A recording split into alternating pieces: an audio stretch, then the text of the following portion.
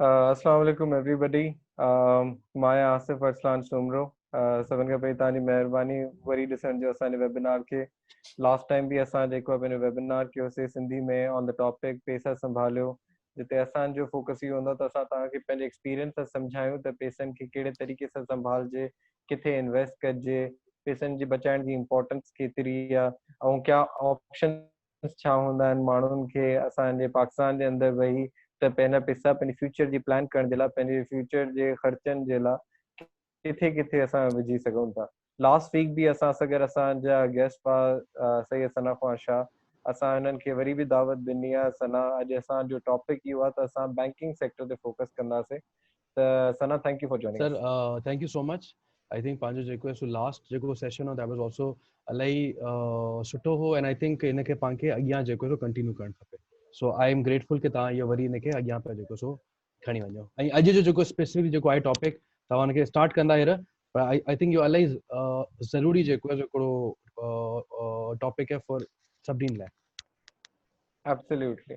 त इन टॉपिक खे हाणे असां थोरो एक्सटेंड था कयूं ऐं हाणे असां पंहिंजे ऑडियंस खे ॿुधाईंदासीं, इन्वेस्टर्स खे ॿुधाईंदासीं, भाइरनि खे ॿुधाईंदासीं त बैंकिंग सेक्टर, त असल में बैंकिंग सेक्टर जी ज़रूरत छा आहे ऐं बैंकिंग सेक्टर जो असली कमु हूंदो छा आहे। त अगरि माण्हू बिल्कुलु सवली सिंधी में असां ॻाल्हि कयूं त बैंक जो हिकिड़ो कमु हूंदो आहे तव्हां खां पैसा वठी, उहो बैंक वरी पाण जेको आहे लैंड कंदी आहे, मतिलबु कंहिंखे वरी ॾींदी आहे पैसा, विच में हिकिड़ो स्प्रेड खणंदी आहे। हाणे बैंकिंग सेक्टर तव्हांजी इकोनॉमी जे लाइ तमामु ज़रूरी हूंदो आहे। उहो इन जे करे छो त गवर्नमेंट बि बैंक खां पैसा वठंदा आहिनि, बिज़नेसिस बि बैंक खां पैसा वठंदा आहिनि, इन्वेस्टर बि बैंक खां पैसा वठंदा आहिनि, ऐं असां जहिड़ा माण्हू कॉमन जेका आहिनि उहो बि बैंक खां पैसा वठंदा आहिनि। असांजी सैलरीज़ जेकियूं आहिनि उहो बि बैंक्स में ईंदियूं आहिनि। असांजो जेका ख़र्चा आहिनि उहो बि बैंक सां थींदा आहिनि। असांजी सॼी फाइनेंशियल रिपोर्टिंग जेकी आहे उहो बि बैंक सां थींदी आहे। असां कंपनी जंहिंमें इन्वेस्ट कंदा आहियूं, ॾिसंदा आहियूं त हुनजी परफॉर्मेंस कीअं रही आहे, कीअं कारोबार हले थो, उहो बि बैंकिंग सिस्टम में थींदो आहे। असांखे कुझु पैसा इन्वेस्ट करणा हूंदा आहिनि फ्यूचर जे लाइ, त असां उहो बि बैंक में इन्वेस्ट करे छॾंदा आहियूं या बैंक में पैसा रखी छॾंदा आहियूं। त बैंकिंग सेक्टर जी तमामु हिकिड़ी इम्पोर्टेंट वैल्यू हूंदी आहे, न सिर्फ़ु पाकिस्तान में, न पूरी दुनिया जे अंदरि। त बैंक सेक्टर में असां ॻाल्हाईंदा रहूं त बैंक जो प्रोसेस हूंदो छा आहे। असल में अगरि ॾिठो वञे, असां पंहिंजे गाइड कयूं त बैंक्स, जीअं मां डिपॉज़िटर आहियां, डिपॉज़िटर उहो आहे जो पैसा खणी डिपॉज़िट कंदो आहे, विझंदो आहे बैंक में। त मां अगरि पैसा खणी आयमि, सम्झो 5 लख रुपया बैंक में विधा, 50,000 रुपया, त बैंक इहे 5 लख रुपया खणी असांखे चवंदी त असां तव्हांजा पैसा हाणे ॿी जॻह ते इन्वेस्ट कंदासीं। बैंक इहे पैसा खणी या त गवर्नमेंट खे ॾींदी आहे, छो त गवर्नमेंट बि उधार वठंदी आहे बैंक्स खां, या वरी पैसा जेको आहे माण्हुनि खे ॾींदी आहे जेको बिज़नेस सेटअप करणु था चाहिनि। तव्हांजा 5 लख वठी तव्हांखे कुझु प्रॉफिट ॾेई ऐं वरी जेको आहे इहे पैसा 5 लख कंहिंखे ॿिए खे ॾींदी आहे, उन खां घणो प्रॉफिट वठंदी आहे। त विच जो जेको प्रोसेस हूंदो आहे उहो बैंक जी पंहिंजी कमाई हूंदी आहे, ख़र्च वर्च कढी। त बैंकिंग सेक्टर तमामु इम्पोर्टेंट आहे हर दुनिया जे लाइ, दुनिया जे हर मुल्क जे लाइ सिस्टम जो जेको आहे सही तरीक़े सां हलण जे लाइ। पाकिस्तान जे अंदरि अनफॉर्चुनेटली बैंकिंग सेक्टर एतिरो पेनिट्रेट न थियल आहे। असां वटि अॼु बि माण्हू जेके आहिनि काफ़ी कैश में कमु कंदा आहिनि। कैश जा फ़ाइदा बि आहिनि ऐं नुक़सानात बि आहिनि, पर अॼुकल्ह ज़माने में नुक़सानात घणा आहिनि ऐं फ़ाइदा घटि। त हाणे हलो असां सना खां पुछूं त सना खां असांखे ॿुधाए एक्सप्लेन कंदा त सना, अगरि कोई इंसान बैंक्स में वञे थो त उनखे छा ऑप्शंस छा आहिनि अकाउंट्स जा, ऐं छा थो करे सघे, कहिड़ा कहिड़ा ऑप्शंस हूंदा आहिनि उनखे, त थोरो इहो गाइड ज़रूर कजो त ज़रूरु बैंकिंग सेक्टर जे अंदरि ऑप्शन छा आहिनि। जी ज़रूरु। सर तव्हां ॾिसो, पहिरीं मतिलबु कि जीअं तव्हां एक्सप्लेन कयो त बैंक जो जेको रोल आहे उहो पहिरीं त माण्हू सम्झनि त भई ज़रूरी न करे आहे जो तव्हांजा जेका एसेट्स आहिनि या तव्हांजा जेका पैसा आहिनि उहो हुते सेफ हूंदा आहिनि। इनखे कि तव्हां घर में रखो, पंहिंजो को लॉकर ठाहियो, त उन खां इहो इलाही जेको सो बहितर ऑप्शन आहे। हाणे जेका तव्हां वटि ऑप्शन्स आहिनि पाकिस्तान में, अगरि पाण जेको सो ॻाल्हि पिया करियूं त पाकिस्तान में तव्हां वटि तक़रीबन 4 खां 5 ऑप्शन्स हूंदा आहिनि जेका डिफरेंट अकाउंट्स हूंदा आहिनि।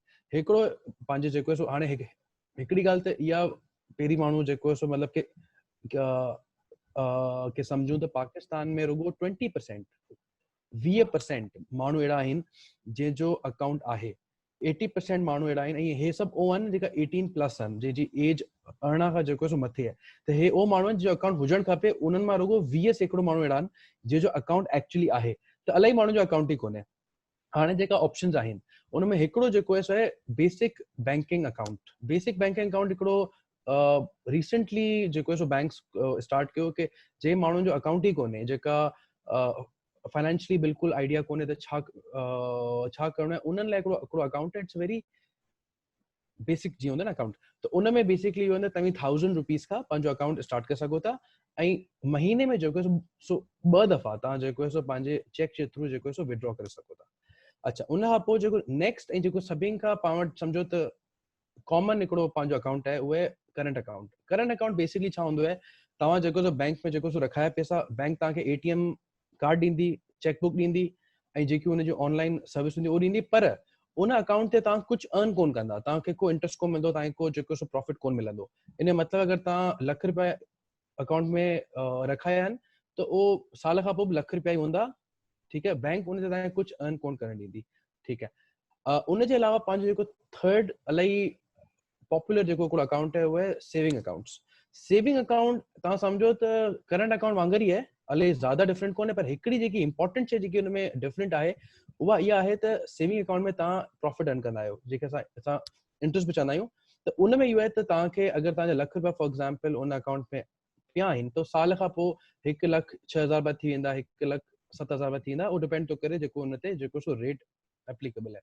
पर उन जे अलावा जेको सो ही सेविंग अकाउंट जेको आहे उहो तव्हांखे उहो सभु सर्विसिस जेको सो ॾिए थी जेको हिकिड़े करंट अकाउंट में हूंदियूं आहिनि, जंहिंमें फॉर एग्ज़ाम्पल एटीएम थी वियो तव्हांजो, चेकबुक थी वियो, ऐं बाक़ी ऑनलाइन जेकी हूंदियूं आहिनि सर्विसिस। अच्छा, हिकिड़ो ॿियो जेको अकाउंट आहे जेको अक्सर जेको सो इलाही माण्हू जेको आहे सो ही प्रिफर बि कंदा आहिनि, स्पेशली जेका माण्हू ही रिटायरी हूंदा आहिनि, या जेके बेसिकली पैसा जेको आहे सो मतिलबु खपंदा कोन्हनि फॉरन, उन्हनि जी जेकी प्रेफरेंस हूंदी आहे उहा आहे फिक्स्ड या टर्म डिपॉजिट अकाउंट। हाणे इहो अकाउंट छा कंदो आहे त इन में तव्हांजा पैसा कुझु अरसे लाइ लॉक थी वेंदा आहिनि, ऐं इन जी जेकी ड्यूरेशन जेको हुनजो टाइम पीरियड आहे सम्झो तव्हां, उहो सम्झो त 15 ॾींहं खां वठी 10 साल ताईं थी सघे थो कि तव्हां हिननि में वञी त उन में इहो आहे त लेट्स से हिकिड़ो महीनो थी वियो या हिकिड़ो साल थी वियो, तव्हां उन में पैसा रखाए छॾिया, हाणे ताईं पैसा जेको कढाए कोन था सघो, उन में तव्हांखे जेको रिटर्न मिलंदो, जेको तव्हांखे प्रॉफिट मिले थो, उहो सेविंग अकाउंट खां थोरो ज़्यादा हूंदो। त इन करे माण्हू चवंदा ठीकु आहे, ऐं साल लाइ मूंखे पैसा मतिलबु खपनि न, सेविंग मूंखे अगरि 6% मिले पियो त मूंखे फिक्स में फॉर एग्ज़ाम्पल 7 पे मिले या 8 पे मिले, तव्हां हिकिड़े साल लाइ पैसा इन में जेको सो रखाए थो छॾिया। अगरि केरु इन मां पैसा कढाइणु चाहे थो, उन इन खां पहिरीं जेको हुननि जो एग्रीड हिकिड़ो टाइम आहे, त उन में जेको बैंक इन्हनि खे फी चार्ज कंदी आहे कि तव्हां असांजे एग्रीमेंट खां अॻु में अगरि तव्हां पैसा कढायो था त उनजी हिकिड़ी फी चार्ज थींदी आहे। अच्छा, थर्ड हिकिड़ो ॿियो अकाउंट जेको इलाही ज़्यादा कॉमन त कोन्हे, पर अलबत्ता ऑप्शन ज़रूर आहे कुझु माण्हुनि वटि, उहो आहे foreign exchange, foreign currency account. उन में तव्हां पंहिंजा रुपीज़ ई हूंदा आहिनि, पर उहो तव्हां अकाउंट में रखाईंदा आहियूं, उहो ऑटोमेटिकली $, यूरो, येन ऐं पाउंड, ये 4 पाउंड ऑप्शन आहिनि, त उहो वरी उन में जेको सो कन्वर्ट थींदा आहिनि। पर इहो इलाही ज़्यादा कॉमन बि कोन्हे, ऐं इलाही माण्हुनि खे हिन जी ज़रूरत बि जेको सो कोन्हे, हर को अकाउंट इहो खोलाए कोन थो सघे। सो मोस्ट कॉमन तव्हां सम्झो करंट अकाउंट आहिनि जंहिंमें को इंट्रस्ट कोन थो मिले, सेविंग अकाउंट आहे जंहिंमें तव्हांखे इंट्रस्ट थो मिले, ऐं फिक्स ऐं टर्म डिपॉजिट जंहिंमें तव्हांखे इंट्रस्ट त मिले थो, थोरो ज़्यादा थो मिले, पर उन में तव्हां पैसा जॾहिं चाहियो तव्हां मतिलबु कढाए कोन था सघो, उन जो हिकिड़ो फिक्स जेको सो टर्म हूंदो आहे। जी असलान। सही सही, thank you Sana, thank you for explaining this. तव्हां तमामु सुठे नमूने सां सम्झायो। हिकिड़ो ॿियो जेको अकाउंट हूंदो आहे, जेको इन्वेस्टर जेको आहे उन्हनि खे ख़बर न हूंदी आहे, ऐं बैंक वारा घणो असांखे अवेयर बि न कंदा आहिनि, उहो अकाउंट इहो हूंदो आहे इन्वेस्टर पोर्टफोलियो सिक्योरिटी अकाउंट, जीअं IPS अकाउंट चवंदा आहियूं, IPS। त मेजोरिटी त असां जीअं ॿाहिराड़ी खे छॾियो, शहरनि जे बि बैंकर ॾे वेंदा आहियूं, ब्रांच मैनेजर ॾे वेंदा आहियूं, उन्हनि खे चवंदा आहियूं त असां जेको आहे असांखे IPS अकाउंट खोलाइणो आहे, त ब्रांच मैनेजर न तव्हांखे ॿुधाईंदा आहिनि, न तव्हांखे गाइड कंदा आहिनि, न वरी तव्हांखे खोलाइण में हेल्प कंदा आहिनि। ठीकु आहे, त हाणे इन अकाउंट जो अगरि मां थोरो एक्सप्लेन कंदो रहां दोस्तनि खे, उहा IPS अकाउंट में तव्हांखे ॾाढो ज़रूरी आहे त इहो सम्झणु घुरिजे IPS आहे छा। सिंपली जेको आहे IPS इहो आहे त तव्हांखे सम्झो ₹5,00,000 आहिनि, ठीकु आहे, जीअं सना तव्हां ॿुधायो पिया, या त तव्हां करंट अकाउंट वठो जंहिंमें तव्हांखे चेकबुक ॾींदा, ATM ॾींदा, या वरी तव्हां सेविंग्स अकाउंट वठो जंहिंमें तव्हांखे मंथली प्रॉफिट ॾींदा। टियों हूंदो आहे त तव्हां टर्म डिपॉज़िट या फिक्स रखी छॾियो, जंहिंमें साल जे लाइ मां पैसा सुक करे छॾिया अथव, फासाए छॾिया आहिनि, हुन में मूंखे पैसा वापसि न मिलंदा, न त पेनल्टी लॻंदी। जी जी हिकिड़ो इहो अकाउंट हूंदो आहे IPS जीअं अकाउंट आहे, अगरि असां पंहिंजे इन्वेस्टर्स खे ॿुधायूं या पंहिंजे दोस्तनि खे ॿुधायूं, ऑडियंस खे, IPS अकाउंट में तव्हां डायरेक्टली हिकिड़ो गवर्नमेंट जी जेकी सिक्योरिटीज़ चइबो आहे जीअं टी बिल आहे या PIBs आहिनि, पाकिस्तान इन्वेस्टमेंट बॉन्ड्स आहिनि या सुकूक आई डायरेक्टली वठी था छॾियो। हाणे माण्हुनि खे सम्झणु तमामु ज़रूरी आहे त IPS अकाउंट में फ़ाइदो सिर्फ़ु ऐं सिर्फ़ु जेको हूंदो आहे माण्हू जो पंहिंजो। बैंक खे एतिरी बचत ई न हूंदी आहे, सिर्फ़ु फीस मिलंदी आहे तक़रीबन सम्झो चंद रुपया या चंद 100 रुपए हूंदा। मिसाल आहे, जीअं तव्हां अगरि 5 लख रुपया बैंक में रखिया ऐं करंट अकाउंट में रखिया त बैंक ये पैसा खणी 7% टी बिल ते पाण वेठा पैसा कमाईंदो। मतलब साल में बैंक तव्हांजे 5 लख ते 35,000 पाण कमाईंदो। ठीकु आहे। अगरि तव्हां IPS अकाउंट खोलायो था करेक्ट। त इहे 5 लख रुपए जो तव्हां बैंक खे फोन करे या मैसेज करे या लेटर ॾेई चई सघो था, ये 5 लख रुपए मुंहिंजे लाइ तूं टी बिल वठ, ट्रेजरी बिल। इहो तव्हां चई सघो था, तव्हांजो पंहिंजो राइट हूंदो आहे। बैंकर खे चई सघो था मूंखे IPS अकाउंट खोलाइणो आहे, IPS अकाउंट में मूंखे टी बिल वठणो आहे या PIB वठणो आहे या सुकूक वठणो आहे, जंहिंजो तक़रीबन तव्हां 5 लख जो वठितो त तव्हांखे साल जे एंड में उहो 5,35,000 करे मिलंदो, जेको 7% मतलब पूरो जो पूरा पैसा तव्हांखे मिलंदा आहिनि, बैंक उन मां कुझु कमाईंदी न आहे।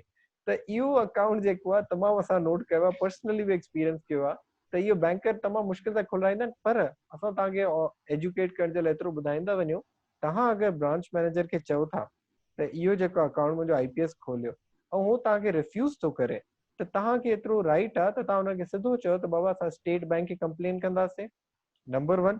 या ॿियो हूंदो आहे इंडिपेंडेंट, जेको सम्झो सफ़ा इंडिपेंडेंट हूंदो आहे बैंकिंग मुहतसिब।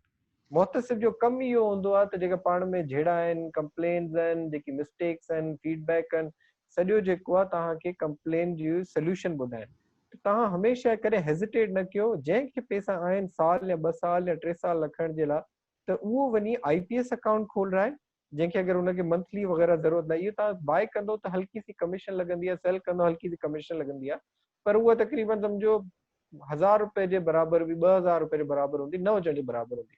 त जंहिंखे पैसा आहिनि, असां एडवाइस कंदासीं तव्हांखे त तव्हां टर्म डिपॉज़िट खां बजाए, फिक्स खां बजाए, सेविंग खां बजाए बहितर आहे सिधो टी बिल वठो या PIB वठो, त इहे बि 2 रुपया जेका आहिनि तव्हांजे खीसे में अचनि, बैंकर ॾे न वञनि। त हाणे सही सना अगरि असां नेक्स्ट टॉपिक ते हलूं त जी बैंक्स जेका आहिनि इहे असल में ॾिठो वञे त इहे बैंक पैसा त असांखां वठनि थियूं 5 जी लख रुपए जी। मां हाणे चवां पियो गवर्नमेंट सिक्योरिटीज़ में टी बिल वग़ैरह इन्वेस्ट थियूं कनि, त बैंक जी खे ऑप्शन छा हूंदो आहे इहो पैसा डिप्लॉय करण जो, या तव्हां असांखां वठी बैंक कंदी छा हिन पैसनि जो, असल में हिन जो फंक्शन छा आहे? जी जी इहो इलाही इम्पोर्टेंट सवाल आहे, बिकॉज़ इलाही माण्हुनि खे हिन शइ जी जेको आहे थोरो मतिलबु कंफ्यूजन हूंदो आहे। त बैंक एक्चुअली तव्हां खां जॾहिं लेट्स से करंट अकाउंट में तव्हां हुनखे 5 लख रुपया रखाया, त हाणे बैंक कंदी छा हुनजो, या तव्हां अगरि सेविंग अकाउंट में रखाया त बैंक एक्चुअली मतिलबु करे छा थी हुनजो। अच्छा, हूअं अगरि तव्हां ॾिसो न इंटरनेशनली ग्लोबली, त बैंक्स ज़्यादातर जेको आहे सो लोन्स ॾींदियूं आहिनि, जेको बैंक जो नॉर्मल कमु आहे। ठीकु आहे, पाकिस्तान में बि ईअं ई आहे, बैंक्स लोन्स ई ॾींदियूं आहिनि, पर बैंक्स पाण वटि बिकॉज़ गवर्नमेंट हिकिड़ो इलाही वॾो जेको सो बोरोअर आहे, बिकॉज़ पंहिंजो जेको टैक्स कलेक्शन आहे ऐं जेका पंहिंजा ख़र्चा आहिनि एज अ कंट्री, उन्हनि में हिकिड़ो डिफरेंस आहे। पंहिंजी टैक्स जेको सो कलेक्शन घटि आहे, ख़र्चा पंहिंजा मतिलबु कि ज़्यादा आहिनि, त उन जो जेको डिफरेंस आहे उहो अक्सर जेको आहे सो गवर्नमेंट जेको आहे सो बैंक्स खां ई लोन जेको वठंदी आहे।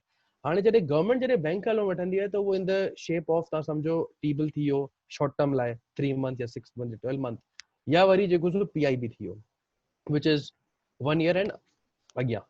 त पाकिस्तान में असां इहो ऑब्ज़र्व कयो आहे त पाकिस्तान में तक़रीबन अगरि तव्हां ॾिसो एडवांसिस टू डिपॉज़िट रेशो, सम्झो जीअं एडवांसिस मतिलबु कि जेतिरा बैंक जेको सो लोन पिया ॾियनि, त अगरि हिकिड़ो रुपयो अगरि डिपॉज़िट में अचे थो त बैंक तक़रीबन 55 पैसा, सम्झो अधु रुपयो, सम्झो आसानी लाइ अधु रुपयो जेको आहे सो लोन थी ॾे, ऐं बाक़ी अधु रुपयो जेको आहे सो गवर्नमेंट खे थी लोन ॾे।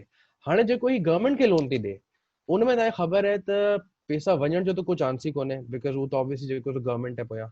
त बैंक जी बि पंहिंजी प्रेफरेंस इहा ई हूंदी आहे त आउं गवर्नमेंट खे लोन ॾियां, ऐं बिकॉज़ पाण वटि जेको आहे सो PIB में ऐं टी बिल में पाण इहो ॾिठो आहे त एॾो टाइम अचे थो जॾहिं तव्हांखे 2 साल या 5 साल लाइ अगरि तव्हां गवर्नमेंट खे ॾियो था त तव्हांखे 12% ऐं 13% ताईं रिटर्न जेको सो मिले थो अगरि तव्हां वठो था PIB। बैंक वेट कंदा हूंदा आहिनि, बैंक वारा चाहींदा हूंदा त असां 12% ऐं 13% ते हिकु दफ़ा 5 ईयर लाइ या 10 ईयर लाइ या 1 ईयर लाइ असां फिक्स करियूं ऐं असां जेको सो गवर्नमेंट खे ॾियूं। त पाकिस्तान में असां जेको ऑब्जर्व कयो आहे, ग्लोबली भी यही थींदो आहे, पर पाकिस्तान में थोड़ो ज्यादा इंटरेस्ट आहे बैंक जो गवर्नमेंट खे पैसा ॾियण में एज कंपेयर टू बाक़ी जेको आहे सो मतलब कि दुनिया में हिकिड़ो त इहो आहे, गवर्नमेंट्स जेका आहिनि उन्हनि उहो जेको इंटरेस्ट ऑफर कंदियूं आहिनि बैंक खे उहो एॾो घटि हूंदो आहे त बैंक एक्चुअली चाहींदी आहे त आउं लोन ॾियां के प्राइवेट माण्हू खे, त मूंखे जेको सो ॿ पैसा एक्स्ट्रा मिलनि। हाणे जॾहिं बैंक पर अच्छा हाणे वरी अची वञो उनजे अलावा जॾहिं गवर्नमेंट मां अगरि तव्हां फॉर एग्जाम्पल निकिरी अचो, उनजे अलावा जेको प्राइवेट सेक्टर आहे उन में ऑब्वियस तव्हांजो मतलब कि टेक्सटाइल सेक्टर आहे, तव्हांजो फर्टिलाइज़र सेक्टर आहे, ऑटो आहे, वॾा वॾा जेके तव्हांजूं इंडस्ट्रीज़ आहिनि उन्हनि खे ज़्यादा जेको आहे सो बैंक लोन ॾियणु चाहींदी आहे, बिकॉज़ उनखे ख़बर आहे भई ही कंपनी आहे 10 अरब जी फॉर एग्जाम्पल सेल थी करे, त असांजा जेको आहे सो पैसा ॿुॾंदा कोन। ऐं इन ई करे पाण वटि अनफॉर्चुनेटली पाकिस्तान में जेको स्मॉल मीडियम एंटरप्राइज़ आहे, जेके पाण SME जेको मतलब कि चवंदा आहियूं, स्मॉल मीडियम एंटरप्राइज़ में जेको बैंक्स आहिनि उन्हनि जी जेकी लैंडिंग आहे, जेको उनखे लोन जो जेको रेशियो इलाही जेको घटि आहे, ऐं इन करे पाण ऐं उनजो इहो बि हिकिड़ो इहो रीज़न आहे त पंहिंजा SME जेका आहिनि उहो पाण बि बैंक खे अप्रोच जेको सो कोन था कनि। त आई थिंक सो इलाही सारा अहिड़ा जेको सो फैक्टर्स आहिनि जे करे बैंक एक्चुअली प्रेफर कंदी आहे त उहो पंहिंजा जेको आहे सो पैसा गवर्नमेंट खे ॾे, ऐं इन करे असां ॾिठो आहे त गवर्नमेंट जी तरफ़ ई हुनजो जेको मतलब कि रुझान ज़्यादा हूंदो आहे। जी असलान। सही सही सम्झी वियासीं। जीअं तव्हां हाणे ॻाल्हि पिया कयो एडवांसिस जी, त जी एडवांसिस में असां ॾिठो आहे त बैंक जेको आहिनि पोयनि 12 सालनि खां चइजे त तमामु घबराईंदियूं आहिनि माण्हुनि खे लोन ॾियण जे लाइ। भई जी सवालात बि अहिड़ा ॾुखिया पुछंदा आहिनि त जेको मेजोरिटी त क्वालिफाई न करे सघंदो आहे।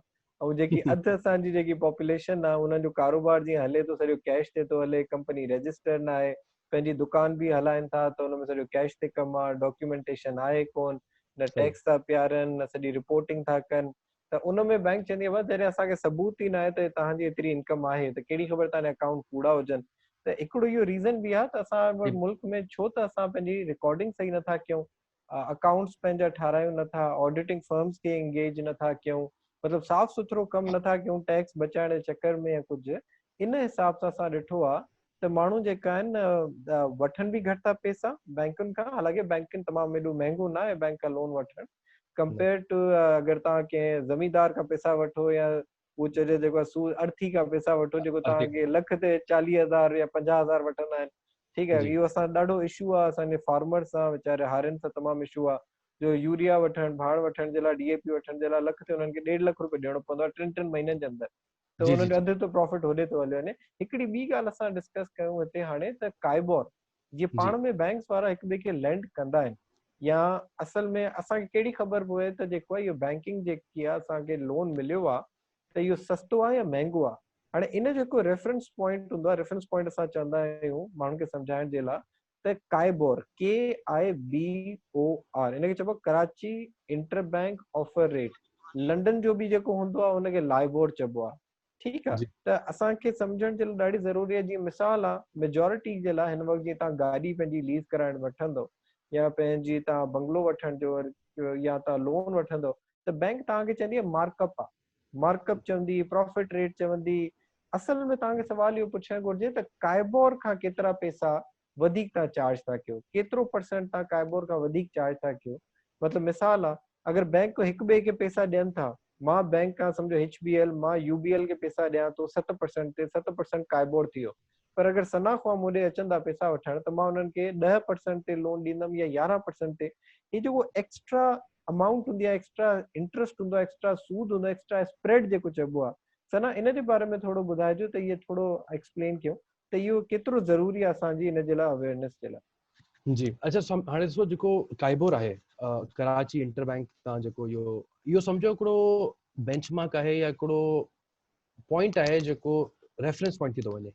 ठीकु आहे, हाणे इहो रेट जेको आहे सो इहो बेसिकली सेट थिए थो डिमांड एंड सप्लाई ऑफ ॿिया जेका पाण में जेको आहे सो बैंक्स पाण में जेको इंटरेक्ट कंदा आहिनि, जेको हिक ॿिए खे जेको फॉर एग्जाम्पल ही लैंड कंदा आहिनि। हाणे बैंक जॾहिं हिक ॿिए खे कंदा आहिनि लैंड, त हुन में सम्झो को रिस्क एज सच हे कंसिडर कोन कंदा आहिनि, बिकॉज़ वो हिकिड़े ॾींहं जी लैंडिंग हूंदी आहे या 2 ॾींहं जी लैंडिंग हूंदी आहे। त काइबोर तव्हांजो थी वियो हिकिड़ो रेफरेंस पॉइंट। हाणे पाण अॻु में जेको ॻाल्हि कई हाणे पंहिंजा जीअं इलाही पंहिंजा मतिलबु कि दोस्त आहिनि जेका फॉर एग्जाम्पल गाॾी था कढाइनि लीज़ ते, अगरि हुनखे हुन सां जेको लिंक करियो त तव्हां अक्सर जेको नोट कंदा त काइबोर बैंक तव्हांखे काइबोर प्लस हिकिड़ो रेट जेको सो कोट कंदी, काइबोर +3, काइबोर +4। हाणे सवाल इहो आहे त जॾहिं काइबोर कराची इंटरबैंक रेट अगरि लेट्स से 7% है, त आउं जॾहिं अगरि फॉर एग्जांपल गाॾी थो कढ रहियां त मूंखे 11% छो थो लॻे, 4% एक्स्ट्रा छा जान। तो 4% बेसिकली हिकिड़ो आहे त बैंक तव्हांखे जेको सो पैसा पई ॾे, पहिरीं ॻाल्हि त इहा आहे, बिकॉज़ हू गाॾी जेको आहे उनखे जेको सो फाइनेंस पई करे बैंक, ऐं उन में तव्हांजो जेको कि तव्हां अॻियां हली पैसा न ॾेई सघो बैंक खे अॻियां हली, त उनजो जेको उनजो रिस्क आहे, उनजो जेको सो काइबोर जे मथां जेका हू इंट्रेस्ट तव्हांखे एक्स्ट्रा जेको मतिलबु कि चार्ज था कनि, उहो बेसिकली उहो रिस्क आहे त तव्हां जेको आहे सो पैसा अॻियां हली न ॾेई सघो। ऐं ॿी ॻाल्हि, उनजे अंदरि ई चलो अज्यूम करो तव्हां पैसा ॾेई बि सघो था, त बि काइबोर में हिकिड़ो सर्टन प्लस हूंदो आहे। अगरि जीअं इवन वॾियूं जेकी फॉर एग्जांपल कंपनीज़ आहिनि जेको सो पेमेंट मतिलबु करे सघनि थियूं, उन्हनि में बि काइबोर +1 या काइबोर +0.5 हूंदो आहे। उहो बेसिकली इहो हूंदो आहे त जेको बैंक जेको उन्हनि खे सर्विस पई ॾे, या गवर्नमेंट या बैंक जेको उन्हनि खे लैंड पई करे या लोन पई ॾे, उनजो हिकिड़ो एलिमेंट हूंदो आहे। हाणे इंपॉर्टेंट ॻाल्हि इहा आहे हिकिड़ी, इहा सम्झनि त जॾहिं इंटरेस्ट रेट हींअर पाण ॾिठो असलान खे इंटरेस्ट रेट पंहिंजी हिस्ट्री में काफ़ी स्टीपली जेको सो हेठि आया आहिनि बिकॉज ऑफ ही corona virus and all that. पाण खे ये ख़बर है त फेबररी में तकरीबन 13.25 काइबोर पे हलियो, हाणे तकरीबन ही थी वियो आहे 7%। पॉइंट इहो आहे त जॾहिं काइबोर ऐं इंटरेस्ट रेट जॾहिं मथे हूंदा आहिनि, फॉर एग्जांपल 13% है, हाणे को पंहिंजो अधो फॉर एग्जांपल वञे थो जेको गाड़ी थो कढाए, त थींदो इहो त हुनखे काइबोर जे मथां हुनखे 5 खां 6% जेको सो ॾियणो पवंदो, बिकॉज जॾहिं रेट ई ज़्यादा हूंदो त रिस्क त उहो पैसा वापसि करे सघे थो, अञा इंक्रीज थी वेंदो, बिकॉज ठीकु आहे। ऐं जॾहिं रेट घटि थी वञे, हींअर फॉर एग्जांपल रेट 7% आहे, त जेको काइबोर जे मथां जेको डिफरेंस हूंदो उहो 5-6 जे बजाए 3 खां 4 हूंदो, बिकॉज बैंक खे ख़बर आहे तव्हां 7 त जेको सो काइबोर आहे 4 कंदो त 11 थींदो, 11 हू मूंखे ॾेई सघे थो। पर अगरि काइबोर ई 13 आहे ऐं या हुनखे 4 थो ॾियां त हू थी वियो 17 में हुनखे ख़बर आहे यार 17 त हू शायदि अलाए ॾेई सघे या न ॾेई सघे, त हिनखे 18 करियो 19 करियो, त उहो हुनखे हुते एडजस्ट कंदो आहे। त बेसिक कॉन्सेप्ट इहो ई आहे। ऐं इनफैक्ट मूं जेको सो गाॾी जो एग्जांपल इन करे ॾिनो बिकॉज इलाही माण्हू जेको आहे पाकिस्तान में जेको हुननि जो इंटरेक्शन थींदो आहे काइबोर सां, उहो नॉर्मली जेको कार जी लीजिंग में थींदो आहे, बिकॉज तव्हां ख़बर आहे पाण वटि हीअं माण्हू पर्सनल लोन ते जेको मतिलबु अहिड़ो जेको आहे कॉन्सेप्ट कोन्हे, होम लोन जो पंहिंजो एसेट अहिड़ो जेको मतिलबु कॉन्सेप्ट कोन्हे। त मूं इहो इनफैक्ट मतिलबु कि रियलाइज़ कयो असांजे इवन मतिलबु ॻोठ में बि हाणे माण्हुनि खे इहो रियलाइज़ थी वियो आहे त यार गाॾी लीज ते करणु ज़्यादा फ़ाइदे में आहे, इन खां बहितर चऊं कैश ॾेई छॾियां सॼो 20 लाख रुपया 22 लाख रुपया 10 लाख रुपया हेरे ॾियां, पोइ आस्ते आस्ते पोइ ॾींदोसि पैसा। त इहो बेसिकली जेको आहे मतिलबु कॉन्सेप्ट आहे स्प्रेड जेके सही सही। इन ते अगरि कुझु ऐड कंदा रहूं, असां पंहिंजे जेको आहे दोस्तनि खे सम्झायूं त असांजे पंहिंजा दोस्तनि जेका गाॾी लीज कराईंदा आहिनि उन्हनि खे एतिरी बि नॉलेज न हूंदी आहे, जीअं काइबोर्ड जी उन मथां स्प्रेड केतिरो लॻो 5% या 6%। त कुझु असांजा जेका दोस्त आहिनि उन्हनि खे अवेयरनेस न हूंदी आहे, त उहे चवंदा आहिनि बस जेतिरो बि रेट आहे 15 आहे 16 आहे 17 आहे असां ओके था कयूं, बस असांखे गाॾी मिली वञे। त इहा जेकी आहे कोई सुठी टेक्निक न आहे, कोई क़ाबिल फ़ख्र वारी ॻाल्हि न आहे। इन जे लाइ ज़रूरी आहे जेको बि माण्हू गाॾी वठणु चाहे थो न, तव्हां 5-6 बैंक्स खे वञी फोन कयो, उन्हनि खे जेको आहे तव्हां ॻाल्हायो त भाउ मां गाॾी वठणु थो चाहियां, हे मुंहिंजी पघार आहे, हे मुंहिंजे डॉक्यूमेंट आहे, हे मुंहिंजी बैंक स्टेटमेंट आहे, मां हे कंदो आहियां, मुंहिंजे हितां पैसा ईंदा आहिनि, तव्हां मूंखे हिन गाॾी ते केतिरो मार्कअप चार्ज कंदव। काइबोर जे मथां सिधो सवाल इहो हुजे काइबोर जे मथां केतिरो चार्ज कंदव। त केरु जेको आहे तव्हांखे चवंदो 5.5%, केरु चवंदो 6% जी सलाह खां ॿुधाइनि पिया, केरु असल में सभु नेगोशिएट कबो आहे। हाणे हिन नेगोशिएशन में कुझु जेको आहे तव्हां खणी मां ॾिठो आहे, अगरि सुठी बैंक हुजे जेके तव्हांखे कस्टमर ठाहिणा आहिनि, त उहो तव्हां 5% खां उहो घटि करे तव्हांखे 2.5-3% बि ॾेई छॾींदा। हाणे तव्हांखे सम्झ में ईंदो 2-3% जो इम्पैक्ट छा आहे, पर तव्हां अगरि 20 लख रुपए जी गाॾी ते अगरि 2% हर साल में बचायो था, त तव्हां सम्झो 40,000 रुपया हर साल बचाए छॾिया सिर्फ़ु नेगोशिएट करण सां, सिर्फ़ु हुन सां ज़बानी एजुकेट करण सां, हुन सां आर्ग्यूमेंट करण सां। त यार असांखे ॿुधायो काइबोर जे मथां तव्हां एतिरो छो था चार्ज कयो, फलाणो त मूंखे एतिरो थो ॾे, फलाणो त मूंखे एतिरो थो ॾे। इहो बैंकिंग सेक्टर में थींदो आहे, जो असां सिंधियुनि भाइरनि खे अवेयरनेस न आहे। असां KSP वेबिनार कयूं हिन पर्पज़ जे लाइ था त हीअ फाइनेंशियल सिस्टम जी अवेयरनेस अचे। त हाणे हिन अवेयरनेस खे प्रोग्राम खे असां नेक्स्ट हटूं त नाउ लेट्स गो कि हिकिड़ो शरिया कंप्लायंट ऑप्शन बि ईंदो आहे माण्हुनि खे, त इस्लामिक बैंकिंग आहे। हे इस्लामिक बैंकिंग आहे, शरीय कंप्लाइंट, नया नया लफ़्ज़ आहिनि, इजारा, सुकूक, इस्तिस्ना, फलाणा, असांखे सम्झ में न ईंदा आहिनि। पर जेके मेजॉरिटी शरिया स्कॉलर्स आहिनि उन्हनि जेको आहे इहे पूरो इजमा कंसेंसस करे इहो हिकिड़ो पंहिंजी सॼी पॉलिसीज़ ठाहियूं आहिनि जेका with in the Islamic global मतिलबु फ्रेमवर्क जी आहिनि, असांजे शरीयत जे अंदरि आहिनि। इहे पाकिस्तान में बि न, ॿियनि मुल्कनि में बि ईअं थींदी आहे।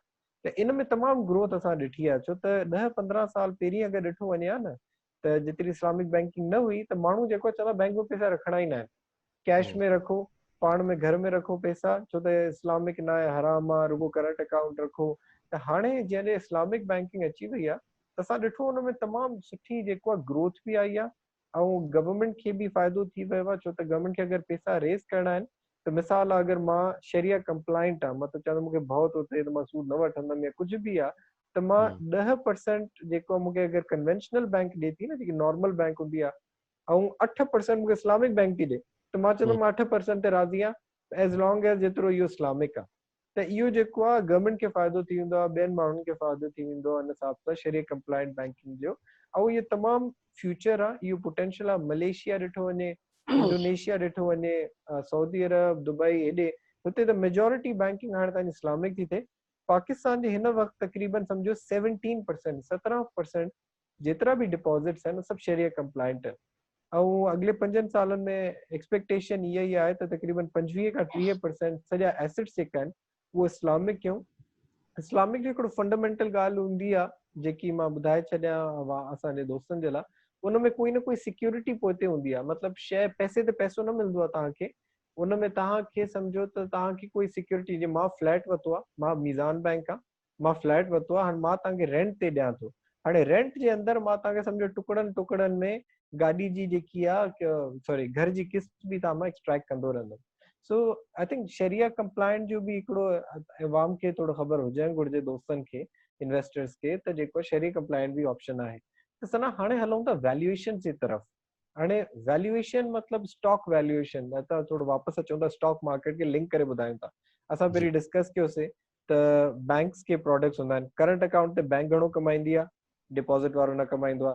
सेविंग्स अकाउंट ते बैंक घटि कमाईंदी आहे, थोरो डिपॉज़िटर कमाईंदो आहे। टर्म डिपॉज़िट ते घणो बैंक न कमाईंदी आहे, घणो जेको आहे माण्हू पाण कमाईंदो आहे। लोन जॾहिं थींदा आहिनि उनमें क्रेडिट स्प्रेड हूंदो आहे जेको 4%, 3%, 5%, इहो बैंक खे सम्झो प्रॉफिट रेट हूंदो आहे जेको पंहिंजे खीसे में खणी वेंदा आहिनि, उन मां ई गाॾियूं लॉस वग़ैरह कंदा आहिनि। त इहे सभु शयूं ॾिसी, ऐं स्टॉक जीअं मार्केट आहे, जीअं मिसाल आहे, अगरि हिन वक़्तु तव्हांखे एग्ज़ाम्पल ॾियणु घुरिजे कोई बि बैंक जो, त कोई बैंक हले थी, त असां कीअं डिसाइड कयूं त बैंक जे जेकी शेयर आहे हिन वक़्तु सस्तो आहे, वठणु घुरिजे न वठणु घुरिजे। अगरि थोरो ब्रॉड फ्रेमवर्क में ॾिसूं त कहिड़ी कहिड़ी शयूं ॾिसणु घुरिजनि। बुक वैल्यू छा हूंदी आहे बैंक जी, डिविडेंड यील्ड छा हूंदी आहे बैंक जी, ऐं कहिड़ी बैंक जेको आहे घणो एडवांसिस थी ॾे, कोई बैंक घटि थी ॾे। त इहो थोरो एक्सप्लेन कजो स्टॉक मार्केट जे हिसाब सां, वरी समराइरली त जेको आहे वैल्यूएशन कीअं इम्पैक्ट कंदी आहे। जी ज़रूर। सो अगेन तव्हां हिकिड़ो इलाही इम्पोर्टेंट इहो हिकिड़ो मिसकंसेप्शन बि आहे माण्हुनि में, त इस्लामिक बैंकिंग जेको आहे सो अलाए कीअं सही आहे अलाए कोन्हे। पर अगेन एज यू सेड कि भाई तव्हां सऊदी अरब ॾिसो, ईरान ॾिसो, ऐं मलेशिया ॾिसो, इंडोनेशिया, उते इहो ई पियो हले। हाणे त उनखे आउं रिइटरेट पियो करियां तव्हांजो पॉइंट कि माण्हुनि खे पाण रिसर्च करणु खपे। इस्लामिक बैंकिंग जेकी पाण वटि आहे उहा ई आहे जेकी पूरी दुनिया में आहे। अगरि हिते सही कोन्हे त पूरी दुनिया में सही कोन्हे, ऐं इन जा चांसिस इलाही जेको घटि आहिनि। अच्छा, हाणे पाण ॻाल्हि करियूं पिया कि कीअं पाण हिनखे जेको सो लिंक करियूं स्टॉक मार्केट सां। आई थिंक उन में इलाही सुठो एग्ज़ाम्पल जेको आहे उहो आई थिंक जेको सो मीज़ान बैंक जो आहे। हिकिड़ो त इस्लामिक जेको सो बैंक आहे, ऐं ओवर द ईयर असां ॾिठो आहे तक़रीबन 2002-3 खां जॾहिं खां इहे स्टार्ट थी आहे, तॾहिं खां तव्हां सम्झो त बैंक इलाही स्पीड सां माशाल्लाह जेको सो ग्रो कयो आहे। ऐं इहो ई रीज़न आहे त पंहिंजा इस्लामिक एसेट्स जेको सो उहो अॻु में जेको सो घटि हुआ, हाणे आस्ते आस्ते इनफैक्ट हींअर जेको रिसेंटली आयो त हिननि 1 ट्रिलियन, 1 खरब रुपए जा डिपॉज़िट मीज़ान बैंक जा थी विया आहिनि। ऐं तव्हांखे बि जेको मतिलबु कि यादि हूंदो अॼु खां इलाही साल अॻु में जी ॻाल्हि कोन्हे, पाण ख़बर ई अथनि हिनजा टोटल डिपॉज़िट मतिलबु कि 300 अरब हुआ या 250 अरब हुआ। त इहो काफ़ी स्पीड सां हे इंक्रीज़ करे आहिनि। ठीकु आहे। हाणे अगरि पाण वैल्यूएशन जी ॻाल्हि था करियूं त अगरि पाण स्पेसिफिकली जस्ट अगरि पाण जेको सो बैंक जी एग्ज़ाम्पल ई था खणूं, अच्छा एक्चुअली बैंक जो जेको स्टॉक हूंदो आहे या बैंक कंपनी में अगरि तव्हां शेयर था वठो, बैंक जा अगरि तव्हां शेयर था वठो, तो वो बाकी सेक्टर्स का थोड़ा आसान हूंदो आहे वैल्यू करण बैंक खे। उन लाइ सिंपल रीज़न इहो आहे त बैंक जो जेको बैलेंस शीट आहे, जेको हुन जा एसेट्स आहिनि ऐं जेका हुन जी लाइबिलिटीज़ आहिनि, उन्हनि में को फिक्स फैक्ट्री प्लांट वग़ैरह कोन हूंदो आहे। उहो सभु टेक्निकली जेको सो कैश या हिकिड़े सर्टन पीरियड में उन्हनि खे हू खपाए सघनि था। त असां ॾिसंदा आहियूं पहिरीं सभिनि खां पहिरियों जेको इम्पोर्टेंट शइ आहे उहा इहा त असांजो कम बैंक जी बुक वैल्यू छा आहे। बुक वैल्यू मतिलबु इहो आहे त अॼु अगरि बैंक जा जेका बि एसेट्स आहिनि ऐं जेका बि हुनजी लाइबिलिटीज़ आहिनि, जेका हुनखे पैसा अचणा आहिनि ऐं जेका पैसा हुनखे ॾियणा आहिनि, तव्हां अगरि हुनखे ईअं सम्झो आसानी में, उनजी जेकी वैल्यू आहे उनखे अगरि तव्हां माइनस करियो त उनजी जेकी वैल्यू आहे, जेके पाण चवंदा आहियूं बुक वैल्यू या एक्विटी बि चवंदा आहियूं, उहो सभिनि खां इम्पोर्टेंट मैट्रिक्स आहे। ठीक है, त पहिरीं त तव्हांखे इहो सम्झणो भई बुक वैल्यू छा आहे। हाणे हर बैंक जेको आहे, हाणे अच्छा पोइ वरी हाणे पाण जेको सो लिंक था करियूं इंटरेस्ट रेट सां। अगरि हींअर फॉर एग्जाम्पल पाकिस्तान में तव्हांखे इहा ख़बर आहे त यार आउं IPS अकाउंट खोलाए ऐं 7% 8% अर्न करे सघां थो, त स्टॉक में इन्वेस्ट करण जो मतिलबु आहे त तव्हां रिस्क पिया खणो न ज़्यादा। ठीक है, तो इहो ईअं ई आहे जीअं बैंक तव्हांखे क्रेडिट ते स्प्रेड ॾींदो आहे न KIBOR J over and above, त तव्हां एज एन इन्वेस्टर बि इहो सम्झो त अगरि तव्हां बैंक में रखाए पिया, उहो सम्झो मतिलबु काइबोर थी वियो। ऐं अगरि तव्हां बैंक जा शेयर पिया वठो त तव्हां ऑब्वियसली बिज़नेस में जेको आहे सो पार्टिसिपेट पिया करियो। ठीक है, उनजो हिकिड़ो रिस्क आहे। उन रिस्क खे अकाउंट फॉर उनजे जेको सो रिस्क खे अकाउंट फॉर करण लाइ तव्हां जेको रिक्वायर्ड रिटर्न आहे या जेको तव्हां रिक्वायर करियो पिया रिटर्न फ्रॉम दैट इन्वेस्टमेंट, उहो घटि में घटि असांजे हिसाब सां जेको बि रिस्क फ्री रेट आहे उन खां 6% 7% 8% मथे हुजणु खपे। त 16 खां 17% 18% अगरि तव्हांखे बैंक मां जेको रिटर्न अचणु खपे, तॾहिं तव्हां हिनखे जेको सो कंसिडर कंदा। हाणे अगरि हिकिड़ो फॉर एग्जाम्पल बैंक आहे जेको तव्हांखे 16% जो रिटर्न सालाना फॉर एग्जाम्पल जनरेट करे पियो पंहिंजी बुक वैल्यू ते, त उनजी जेकी वैल्यू आहे उनजी बुक वैल्यू जे इक्वल हुजणु खपे। इहो हिकिड़ी हाइपोथेटिकल सम्झो, हिकिड़ी मतिलबु थ्योरेटिकल एग्जाम्पल आहे, पर ईअं थींदो बि आहे। कुझु बैंक जेका बिल्कुलु तव्हांजो रिकॉर्ड रिटर्न आहे 18%, बैंक पंहिंजी जेको इन्वेस्टमेंट ते ठाहे पई 18%, त अगरि हे ॿई सेम आहिनि त बैंक जी जेकी स्टॉक मार्केट में जेकी हुनजी शेयर जी वैल्यू आहे दैट उहा बिल्कुलु हुनजी बुक वैल्यू जे इक्वल हुजणु खपे। ठीक है, हाणे जीअं पाण फॉर एग्जाम्पल ॻाल्हि कई मीज़ान बैंक जी लेट्स से बुक वैल्यू आहे 50 रुपया, स्टॉक प्राइस हुनजी हींअर जेको सो कोरोना खां जेको सो अॻु में हुनजी जेको सो वैल्यू 100 रुपया, हींअर उनजी वैल्यू प्रॉब्ली 70 रुपीज़ आहे। तो पंहिंजी बुक वैल्यू खां जेको सो मथे पियो हले।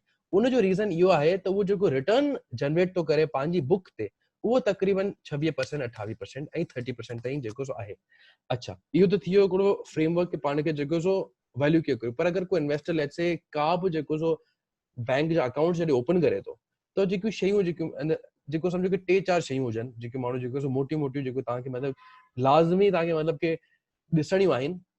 हिकिड़ो हूंदो आहे NPL is non performing loans जो रेशो। त जेका हुननि टोटल 100 रुपया फॉर एग्जाम्पल बैंक जेको लोन ॾेई रही आहे, उन मां केतिरा अहिड़ा लोन्स आहिनि जेका बैंक खे लॻे पियो त यार हिननि जा पैसा वापसि कोन ईंदा। ठीक है, इहो रेशो जेतिरो घटि हुजे ओतिरो सुठो आहे। ॿियो आहे ADR, advances to deposit ratio, जहिड़ी पंहिंजी हींअर जेको गाल्हि थी रही पई अॻु में, त बैंक केतिरा पैसा लोन ॾिनो आहे, केतिरा पैसा बैंक जेको सो गवर्नमेंट खे ॾिनो आहे। हाणे जेतिरा पैसा बैंक लोन ॾिनो आहे ओतिरो हुनजो रिटर्न ज़्यादा हूंदो, बिकॉज़ हुन ते स्प्रेड ज़्यादा अर्न थी करे, पर हुन में रिस्क बि ज़्यादा थी थो वञे। हाणे 2000 हाणे तव्हां सम्झो फेबररी में पाण जॾहिं हुआसीं, जॾहिं कोरोना हाणे अची वियो आहे, त तव्हांखे ख़बर आहे जंहिं बि बैंक जो ADR जो रेशो ज़्यादा हूंदो, जंहिं ज़्यादा लोन ॾिना आहिनि ऐं गवर्नमेंट खे जेको घटि ॾिनई आहे, त उहो ज़्यादा जेको सो हींअर थी वई आहे, रिस्की थी वई आहे। अच्छा, उनजे अलावा हिकिड़ो आहे नेट इंटरेस्ट मार्जिन जेको हूंदो आहे, जेके पाण निम्स चवंदा आहियूं। निम बेसिकली छा हूंदो आहे त बैंक तव्हां खां ओवरऑल बैंक जेको आहे पंहिंजे डिपॉजिट खां जेको आहे केतिरे परसेंट ते पैसा खया ऐं बैंक एतिरे जेको आहे सो परसेंट ते पैसा इन्वेस्ट करे छॾिया। उनजो जेको डिफरेंस आहे जेतिरो वधीक हूंदो ओतिरो सुठो हूंदो। ऐं असां इहो नोट कयो आहे त मीज़ान बैंक जो जेको सभिनि खां वॾो रीज़न आहे त हुनजी रिटर्न ऑन इक्विटी इन करे ज़्यादा आहे बिकॉज़ हुनजो जेको निम आहे उहो ज़्यादा आहे। ऐं लास्टली उन अलावा इहो त cost to income ratio important आहे सम्झण लाइ। त कॉस्ट टू इनकम बेसिक छा हूंदो आहे त बैंक जा टोटल जेका ख़र्चा आहिनि उनखे तव्हां डिवाइड कंदा प्रॉफिट सां। हाणे इहो तव्हांखे छा ॿुधाईंदो, इहो तव्हांखे इहो ॿुधाईंदो त बैंक जेको हिकिड़ो रुपयो अर्न पियो करे उन जे पोयां ख़र्चो जेको सो केतिरो पियो करे, त जेतिरो ख़र्चो घटि हूंदो फॉर एवरी सिंगल रुपी जेको बैंक अर्न थो करे ओतिरो बैंक ज्यादा एफिशिएंटली पियो हले। ऐं असां में इहो मतिलबु कि ॾिठो आहे त जेका बैंक्स फॉर एग्जांपल बैंक अल हबीब आहे, जेका banks cost to income ratio ते बहितर हूंदा आहिनि उन्हनि खे वरी स्टॉक मार्केट में वैल्यूएशन जेको सो बहितर मिलंदी आहे, बिकॉज़ जीअं हू ग्रो कंदा आहिनि त उन्हनि जी जेको सो कॉस्ट उन हिसाब सां हरू जेको सो ग्रो कोन कंदी आहे। जी असां बिल्कुलु मूं हुनखे समराइज कयो आहे, कोशिशि कयो आहे, हालांकि जी जी सना या जी हाँ जी ॾाढो सुठे नमूने सां सम्झो क्रैश कोर्स ॾिनो आहे बैंकिंग वैल्यूएशन जो ठीकु आहे। त बिल्कुलु तव्हां सही था चओ, त ज़रूरी हूंदो आहे बैंक जी परफॉर्मेंस ॾिसण जे लाइ त बैंक उहो कमु कीअं थो करे, लॉसिस घणा त नथो करे, निम्स जेका आहिनि घणो प्रॉफिट थो कमाए, ऐं बुक वैल्यू खां केतिरो मथे थो हले, ऐं रेगुलेटरी कोई मसइलो त न आहे, एतिरा पैसा अथनि हिननि खे जेतिरा पंहिंजो रिक्वायरमेंट पूरी करे सघनि, ऐं ख़र्च त घणा नथा कनि, एक्स्ट्रा पघारूं त न, एक्स्ट्रा माण्हू त न भर्ती कया अथनि जीअं सरकारी जॻहियुनि ते हूंदो आहे। त हाणे हिनखे जी आख़िर में कंक्लूड कयूं सना, इंटरनेट बैंकिंग जी बि ॾाढो हिकिड़ो इम्पोर्टेंट टॉपिक आहे। अॼुकल्ह जी इंटरनेट हर घर में आहे, हर ॻोठ में आहे, हर जॻह ते आहे, ठीकु आहे। इंटरनेट सस्ती बि थी वई आहे, ऐं माण्हू हाणे काफ़ी पंहिंजी जेकी शयूं आहिनि ज़िंदगी जूं हाणे मोबाइल ते वेही या कंप्यूटर ते वेही करे थो सघे। पहिरीं रुगो कंप्यूटर ते करे सघे थो, हाणे मोबाइल ते तव्हांजी इंटरनेट सस्ती आहे, सुठी स्पीड बि आहे, थी थो वञे।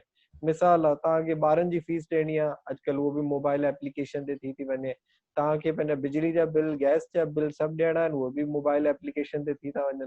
तव्हांजो मोबाइल टॉपअप्स करणा आहिनि, उहो बि मोबाइल ते थी था वञनि। तव्हांखे पंहिंजे दोस्त खे पैसा मोकिलणा आहिनि, इमरजेंसी में कुझु कोई ॿिए शहर वेठो आहे, ॿिए मुल्क वेठो आहे, उहो बि मोबाइल ते थी थो वञे। तव्हांखे कोई इंश्योरेंस पॉलिसी वठणी आहे, उहो बि मोबाइल तां थी वञे। तव्हांखे कोई जेको आहे म्यूचुअल फंड्स में इन्वेस्टमेंट करणी आहे, उहो बि मोबाइल तां थी वञे। तव्हांखे एटीएम कार्ड बैंक ॾिए थी, त तव्हांखे बैंक में लाइन में लॻण जी ज़रूरत न आहे। राति जो 12 बजे 1 बजे शाम जो तव्हां वञो एटीएम मां पैसा विड्रॉ कयो, पंहिंजो कमु करे अचो। तव्हांखे सेविंग्स अकाउंट में बि इन्वेस्ट करणो आहे, उहो बि तव्हां बैंक में पंहिंजे मोबाइल ते वेही हाणे करे था सघो। त इन जी पेनिट्रेशन तमामु सुठी ग्रोथ बि असां ॾिठी आहे, ऐं इन सां तमामु असांखे बि ईज़ थिए थी एज़ अ यूज़र। बैंक खे बि फ़ाइदो आहे, बैंक खे एतिरियूं ब्रांचिस नथी खोलणी पवनि, बैंक खे एतिरा माण्हू नथा रखणा पवनि जेके कस्टमर सां डील कनि, बैंक जो ख़र्चु घटे थो। उहो बैंक वरी जेका पैसा जेकी आहे असांखे ॾेई थी सघे in the form of higher profit. उहो बैंक चवंदी बाबा हिननि खे सैलरी ॾियण खां बहितर आहे त तव्हां कस्टमर खे ई फ़ाइदो ॾियो, त असांखे अॻियां फ़ाइदो थी वञे। सिमिलरली हिकिड़ो डॉक्यूमेंटेशन जेको ॾाढो वॾो इंपॉर्टेंट सब्जेक्ट आहे असांजे मुल्क जे लाइ, पाकिस्तान जे लाइ, स्पेशली सिंधियुनि जे लाइ बि। बैंक में तव्हां जेकी बि ट्रांजेक्शन कंदो तव्हांजो रिकॉर्ड थी वेंदो आहे, त तव्हां सुभाणे टैक्स वारनि खे, FBR खे ॾेखारे था सघो, हुकूमत खे ॾेखारे था सघो त हर शइ मुंहिंजी क्लीन आहे, क्लियर आहे, मुंहिंजी पघार अचे थी। ऐं इंटरनेट बैंकिंग त फ्यूचर ई रहियो आहे। हाणे मतिलबु हे ब्रांचिस वग़ैरह हे सभु ख़तमु थी वेंदियूं। हाणे कुझु असां जेकी नई नई ॾाढी प्रोग्रेसिव फॉरवर्ड बैंकूं आहिनि, उहे त तव्हांखे लोन बि ॾेई थी वञनि।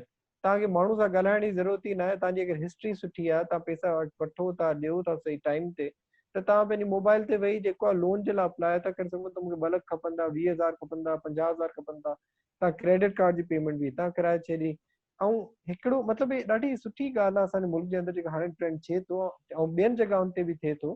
त मिसाल आहे, जीअं हाणे पंजाब गवर्नमेंट पंहिंजी बजट अनाउंस कई, उनमें अगरि तव्हां कंहिं रेस्टोरेंट ते वञो था, मानी खाइण था वञो, या कंहिं जेको ब्यूटी सलोन ते था वञो, किथे था वञो, उनमें तव्हांखे अगरि तव्हां क्रेडिट कार्ड या डेबिट कार्ड खां पेमेंट कंदो, त तव्हांखे टैक्स रेट बि तक़रीबन 5-7% बची थो वञे।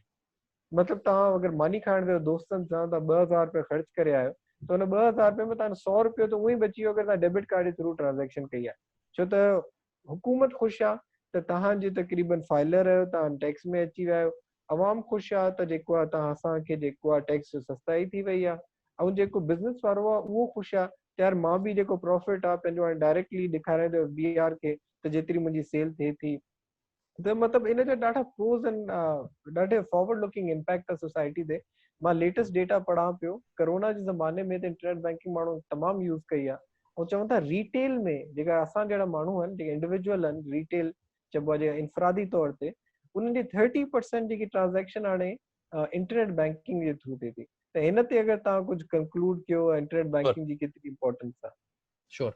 अच्छा, इंटरनेट बैंकिंग तव्हां सम्झो त बाक़ी जेको आहे सो मतिलबु कि दुनिया में त इलाही जेको आहे सो ऑलरेडी उन जेको आहे सो काफ़ी अॻियां जेको आहे सो वई हली आहे in terms of the penetration. मां वटि अञा obviously it's a new concept, माण्हू अञा सम्झनि पिया, कि कीअं बेसिकली थींदो। त आई थिंक इलाही जी इलाही वॾी इम्प्लीकेशन आहे इंटरनेट बैंकिंग लाइ, बैंकिंग सेक्टर लाइ। अगरि आहिस्ता आहिस्ता जीअं असां ॾिठो आहे यूके में ऐं यूएस में, त उते जेको अॼु खां 10 साल अॻु में या 15 साल अॻु में जेकियूं जॉब्स हूंदियूं हुयूं बैंक्स में, उहो हाणे जेको घटि थी रहियूं आहिनि।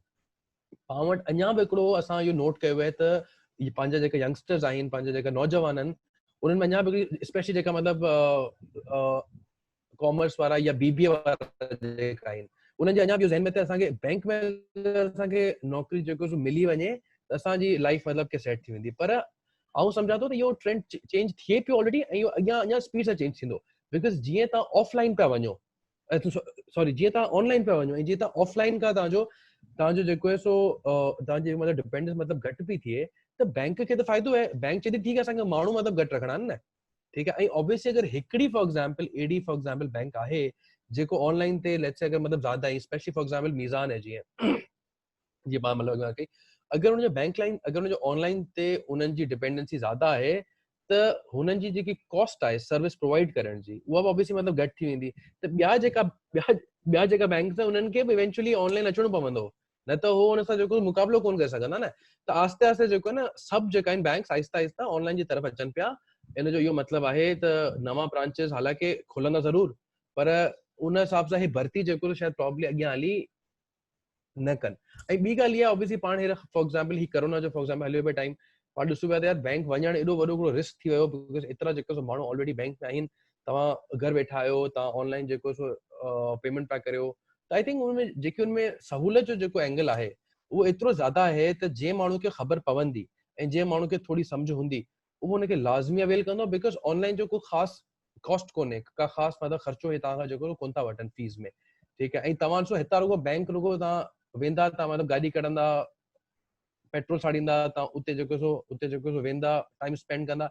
हिते तव्हां पंहिंजे घर में वेठा आहियो, तव्हां कुझु करिणो ई कोन्हे, तव्हां रुगो जेको सो फोन खयो ऐं 2 टे तव्हां क्लिक कया, तव्हां थी वियो। त इहो हिकिड़ो अहिड़ो फिनोमेना आहे जीअं पाण ऐं तक़रीबन हर शइ में पाण इहो ॾिठो आहे त पाकिस्तान में हर शइ तक़रीबन 6-8-10 सालनि खां पोइ हिकिड़ो ट्रेंड जेको बाक़ी दुनिया में अची रहियो हूंदो आहे, उहो वरी 6-8-10 साल में पाकिस्तान में ईंदो आहे। आई थिंक हाणे ऑनलाइन जो टाइम अची रहियो आहे एंड आई थिंक इलाही सुठी ॻाल्हि आहे। ऐं पंहिंजा जेका नौजवान आहिनि स्पेशली, ऐं थोरो हिनखे ऑफ टॉपिक पियो वञा, पर इहा ॻाल्हि हिते करणु बि ज़रूरी आहे, बिकॉज़ आई एम श्योर पंहिंजा जेका यंगस्टर्स आहिनि उहे ॿुधनि पिया। त तव्हां इहो सम्झो त हाणे इंडस्ट्री चेंज पई थिए, डिजिटाइज़ेशन जी तरफ़ अचूं पिया।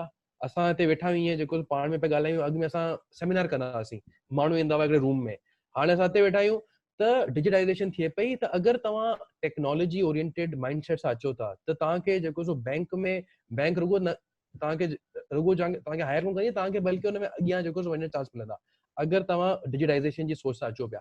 पर अगरि तव्हांजो उहा ई कन्वेंशनल सोच आहे त यार असां बसि जेको बैंक में लॻा हाणे असांखे 20 साल 25 साल हिते ई हूंदासीं, इहो मुंहिंजे ख़्याल सां हाणे एतिरो आसान कोन हूंदो। त यस thank you Sana, thank U explain करण जे लाइ तमामु सुठे नमूने सां। अॼु जो असांजो KSP जो सिंधी वेबिनार हो, हुन जो टॉपिक हो पैसा संभालियो, एंड असां फोकस कयोसीं त बैंकिंग सेक्टर जे अंदरि असां तव्हांखे जेतिरो एक्सप्लेन करे सघूं। अगरि थोरो क्विक रीकैप कयूं त पहिरीं असां तव्हांखे ॿुधायोसीं त बैंकिंग सेक्टर जी इंपॉर्टेंस केतिरी आहे, जो काफ़ी माण्हुनि खे ख़बर हूंदी। पोइ असां डिफरेंट अकाउंट्स तव्हांखे ॿुधायोसीं, करंट अकाउंट हूंदा आहिनि, savings account, term deposit account, वरी हिकिड़ो स्पेशल जेको लिखियलु हूंदो आहे अकाउंट IPS अकाउंट ॿुधायोसीं, जेको तव्हां उन्हनि खे पुछी सघो था, वरी उन्हनि खे कंप्लेन बि करे था सघो त मुहतसिब ॾे वेंदासीं SPP। अगरि तव्हां असांखे अकाउंट न खोलाईंदो, हुन में तव्हांजी बचत आहे, असांजी बचत घटि आहे, बैंक जी बचत घटि आहे हुन में। वरी पोइ असां तव्हांखे एक्सप्लेन कयोसीं त अगरि तव्हां गाॾी वठणु वञो था त काइबोर छा हूंदो आहे। काइबोर इहो हूंदो आहे जेको बैंक्स पाण में लैंड कंदियूं आहिनि, काइबोर जे मथां स्प्रेड हूंदो आहे। अगरि तव्हां नेगोशिएट कयो हुननि सां त तव्हांजो स्प्रेड घटि थो थी सघे। तव्हांखे वेठे वेठे थोरो रुगो नॉलेज हुजण जी वजह सां तव्हांखे महीने में या सालनि में फ़ाइदो थी थो सघे। वरी पोइ असां तव्हांखे ॿुधायोसीं त स्टॉक मार्केट में जेके कंपनी जीअं लिस्टेड हूंदियूं आहिनि, बैंक शेयर्स हूंदा आहिनि, HBL, UBL, मीज़ान, इन्हनि जे लाइ जेका रेशोस तव्हांखे सना सम्झाया, NPL, advances, cost to income, book value छा हूंदी आहे, त कहिड़ी शइ केतिरो कमाइणु घुरिजे तव्हांखे स्टॉक में, 16% 14%, रिस्क फ्री जे मथां, काइबोर्ड जे मथां केतिरो खपे। वरी असां कंक्लूड ईअं बि कयोसीं त इंटरनेट बैंकिंग रियलिटी आहे, इन रियलिटी में असांखे रहणो आहे, असां सिंधियुनि खे रहणो आहे, असांजे ॿारनि खे रहणो आहे, छो त दुनिया रहे थी। जेतिरो डिले कंदासीं प्रोसेस, असांजी सुस्ती आहे, असांखे नुक़सानु आहे, ऐं असां ई पोइ हिते वेंदासीं। त उनजी अवेयरनेस बि ज़रूरी आहे, छो त सुभाणे एतिरियूं न जॉब्स हूंदियूं बैंकिंग सेक्टर में, ऐं सुभाणे जेको आहे तव्हांखे टेक्नोलॉजी सां जेतिरो कंफर्टेबल थी सघो ओतिरो ज़रूरी आहे, छो त टेक्नोलॉजी फ्यूचर आहे। ऐं मां हिकिड़ी एग्जांपल ॾियण वारो हुउमि त तव्हांजा बिल्कुलु सही आहे, 4-5 महीननि में असां त बैंक्स खे ॾिठो ई न आहे, त बैंक शक्ल ई न ॾिठी आहे। ठीकु आहे, त ऐं फोकस इहो आहे त तव्हांजो जेतिरो बि रिकॉर्डिंग बैंकिंग सेक्टर जे अंदरि थिए उहो सुठी आहे, मुल्क जे लाइ बि सुठी आहे, अवाम जे लाइ बि सुठी आहे, बैंक्स जे लाइ बि सुठी आहे, ऐं इन जो तमामु पॉज़िटिव इम्पैक्ट आहे।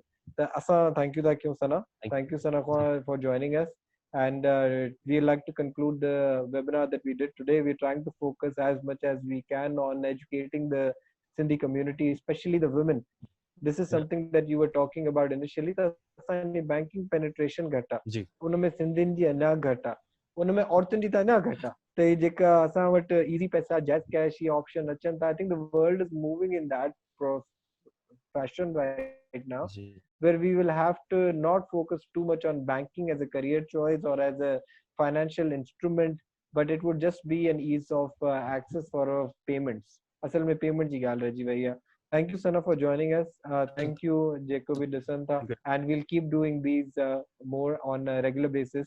And सभिनी जी महिरबानी तव्हां ट्यून इन कयो। Thank you Sana. अल्लाह हाफ़िज़, पंहिंजो ख्याल रखिजो। थैंक यू जी, Take care. थैंक यू, अल्लाह हाफ़िज़।